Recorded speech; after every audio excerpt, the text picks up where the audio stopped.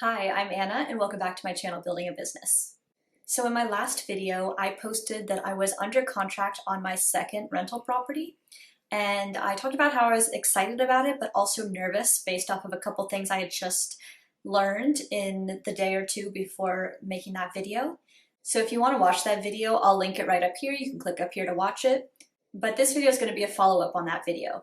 And essentially what I have to say is that I pulled out of the deal. I was supposed to close yesterday on the property and I did not. Instead, I signed a document saying I wasn't going to close, and so I have no more further interest in that property and no more obligations to purchase that property. Now, as I mentioned in my previous video, there are actually a number of reasons why this is the case, but I would definitely say the biggest reason is all of the issues that came up in my inspection report. Basically, it's an old home, so I understood things were gonna come up. However, it was a lot more than I was expecting. There was very substantial structural damage and structural issues, including columns, piers, and other supports that were just totally missing and or had fallen down. There also was extensive water damage, which had led to mold in many areas. And the water damage wasn't just from one location. There was damage in one of the walls extensively, there was a decent amount of damage in the roof, and then there was a lot in the crawl space underneath the home. And then in addition to that, there are termites. So getting rid of the termites probably wouldn't be that big of a deal, but I just don't have a great sense of how much damage the termites have already caused and whether that will cause problems in the future. So given all of that, I immediately became very wary of purchasing this property. However, after getting this inspection report, I felt that this property would still be worth it if the sellers would give me the credit for all of the major damage that I would need to take care of right away, the structural issues, the mold and water issues, and the termites. There were, of course, other smaller issues. For instance, the electrical system could be updated, the plumbing, there were a few little issues with that. But overall, those were minor issues in comparison. So I wasn't asking the seller to take care of those, just the structural, water, mold, and termites. I ended up getting a quote from a contractor that specializes specifically in those areas, and the quote came out to $7,500, which is pretty significant because that's actually 13% of the total cost that I was purchasing the property for. So all of a sudden, this property became 13% more expensive, and that's not even including all of the other cosmetic and smaller electrical and plumbing issues that I would like to take care of. So I decided I definitely wasn't going to purchase the property if I wasn't going to get credits from the seller. And my realtor went to the seller and the seller said no. So I told her, sorry, I am not going to close on this property. And she came back and said, well, what if they were able to give you $1,000 to $2,000 off? And at this point too, I hadn't gotten the actual quote. I had been getting a ton of different information from my realtor. Originally, she had said that she expected the repairs would probably be between $7,000 and $8,000, which is what the quote ended up being. However, once I made it clear that I might pull out of the deal, somehow the estimate went down to $4,000 to $5,000. And so essentially I just said, if I'm going to stay in this deal, I'm not going to decide anything definitive until I get that quote from the contractor. Once I did get the quote, saw how much it was, and saw that the seller was not going to give me any credits, I pulled out of the deal, and so that's all over. That being said, I'm really not bummed about it. I think that I did the right thing. I'm glad that I forfeited some money in terms of the due diligence expenses, the escrow fees, and the inspection report that I paid for. I'm glad that I forfeited that money in order to preserve the majority of my cash to purchase a better property. I also felt uncomfortable with the whole process because I wasn't there in person. I felt that there were things happening behind my back that I wasn't fully aware of. For instance, with my realtor in particular, it felt a bit to me like she was trying to not take advantage of me, but trying to convince me to go through with purchasing the property by telling me things that weren't totally true.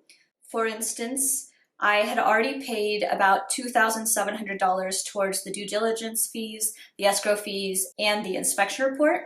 And so I was telling my realtor that the numbers that I was running just didn't make sense when I had to take into account the $7,500 that I would be paying for the repairs. And she told me, oh, well, are you using the full purchase price? Because that doesn't make sense since you've already spent the $2,700. You should take that away from your purchase price because your purchase price is really what you're going to pay at closing. It's not the total cost of everything you've paid together, which is just not true. Like, just because I've already paid for it doesn't mean that it's not part of the full purchase price of the property. So it felt to me like she was really trying to fudge the numbers to convince me to go through with purchasing the property.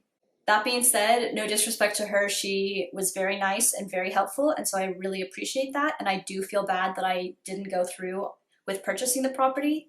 I ended up sending her a $50 gift card to a local restaurant in order to thank her for all the time and effort she put in. I know I don't think people usually do that with realtors, but I really just felt bad, honestly, and didn't want her to be upset with me. And I know that's so silly because it's a business. You know, realtors understand that not everyone's going to close on a property if they've gone under contract on it. That being said, I care a lot, I guess, what people think of me, and I just didn't want her to be upset. Again, I know that's not a good business philosophy, but that's just what I felt would make me feel better, and so I did it.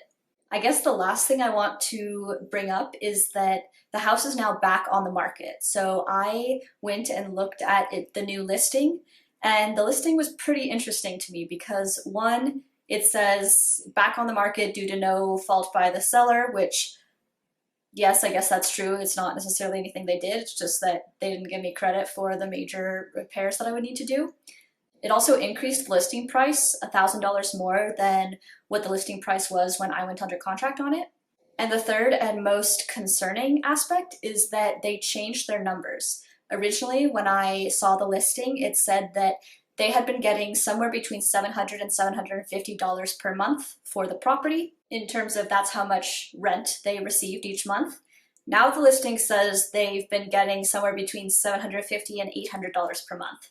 So I don't know if they messed up in the first listing or if they messed up in the second listing, but it just feels a little sketchy to me, like they're trying to make the property seem better than it is. It also, in the description, didn't say anything about the fact that there had been an inspection report and that the inspection report showed major issues. I'm not totally sure, but I've heard that they should report that if that has been the case. And I know when I've been looking through, I have seen other properties where it says like, oh, major structural issues were found in the previous inspection.